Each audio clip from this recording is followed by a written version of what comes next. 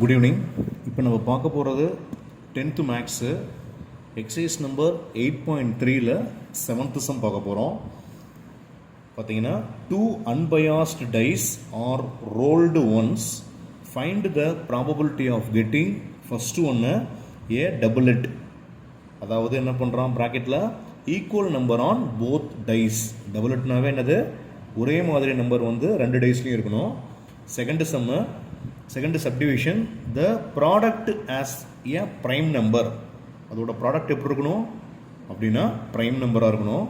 Third subdivision the sum as the prime number. Sum பண்ணோம்னா அது எப்படி இருக்கணும், ப்ரைம் நம்பராக இருக்கணும். Fourth subdivision sum as 1. ஓகேங்களா, அதை சம்னா என்னது, கூட்டுறோம். ப்ராடக்ட்னா மல்டிப்ளை பண்ணுறோம். ஓகேங்களா, ஜஸ்ட்டு இதுதான் சொல்யூஷன் எழுதிக்கங்க. பார்த்தீங்கன்னா சொல்யூஷன் என்ன சொல்கிறாங்க, சாம்பிள் ஸ்பேஸ் எஸ் எழுதுகிறோம். என்ன சொல்லியிருக்கான், 2 unbiased டைஸ்னு சொல்லிட்டாங்க இல்லையா.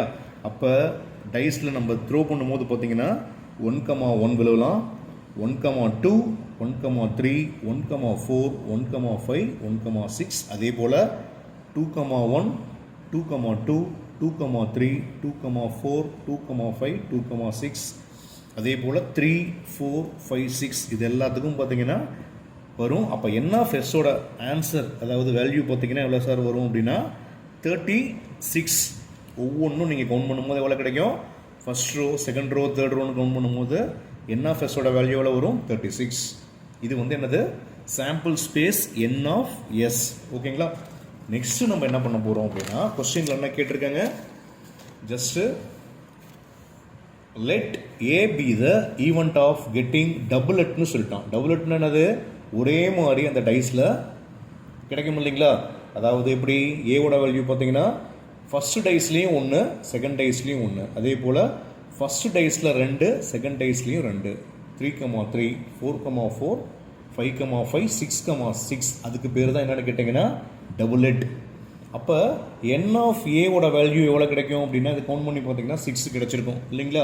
இது வந்து ஃபார்முலா. எது, P of A equal to n of A by N of S. இதை மனப்படம் பண்ணிக்கோங்க. என் ஆஃப் ஏவோட வேல்யூ இப்போ நமக்கு கிடைச்சது இல்லையா 6. அதே போல் என் ஆஃப் எஸ்ஸோட வேல்யூ ஆல்ரெடி கண்டுபிடிச்சோம் இல்லைங்களா 36. அப்போ ரெண்டையும் என்ன பண்ணுறீங்க, N of A by N of எஸ்ல 6/36 போட்டுக்கோங்க. இதை கேன்சல் பண்ணால் என்ன கிடைக்கும், 1/6. ஓகேங்களா, 6 டேபிளால் கேன்சல் பண்ணு 1 டைம், இதை 6 டேபிளால் கேன்சல் பண்ணால் 6 times. Next second subdivision let B be the event of getting the product as a prime number. ப்ராடக்ட்னு என்னது, ஜஸ்ட் வந்து அதை மல்டிப்ளை பண்ணுறோம் இல்லைங்களா. அப்போ பியோட ஆன்சர் பார்த்தீங்கன்னா 1,3. அதே போல் 1,2, 1,5, 2,1, 3,1, 5,1. ஓகேங்களா, ஜஸ்ட் என்ன பண்ணுறோம், ப்ராடக்ட்டு. அப்போ என் ஆஃப் பியோட வேல்யூ பார்த்தீங்கன்னா 6. சரிங்களா, 1, 2, 3, 4, 5, 6 ப்ரைம் நம்பராக இருக்கணும்னு சொல்லிட்டான். அப்போ பி ஆஃப் பிக்கு என்ன ஃபார்முலானா N of A by N of S. அப்போ 6/36. இதையும் 6 டேபிளால் கேன்சல் பண்ணோம்னா 1/6.